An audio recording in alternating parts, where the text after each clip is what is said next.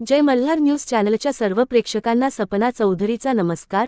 नंदुरबार जिल्ह्यातील तळोदा शहरात ट्रकच्या टायरची तपासणी करताना टायरचा स्फोट, ट्रक चालकाला जबर मार लागल्याने चालकाचा जागीच मृत्यू। सिमेंटच्या गोण्या भरून उभ्या असलेल्या ट्रकच्या टायरमधील हवा चेक करत असताना टायर फुटल्याने चालकाला जबर मार लागल्याने चालकाचा जागीच मृत्यू झाल्याची दुर्दैवी घटना सकाळी 9:15च्या सुमारास तळोदा बायपास रोडजवळ घडली आहे। गुजरातमधून सिमेंटच्या गोण्या भरून ट्रक क्रमांक MH18BG2874 हा ट्राला तळोदा येथे बायपास रोडवर बिल्डिंग मटेरियल दुकानाजवळ उभा होता। ट्रक चालक ट्रकच्या टायरमधील हवेची तपासणी करत असताना टायरचा स्फोट झाला। ट्रक चालक ज्ञानेश्वर दिलीप मिस्त्री यास जबर मार लागल्याने त्याचा जागीच मृत्यू झाल्याची दुर्दैवी घटना घडली आहे।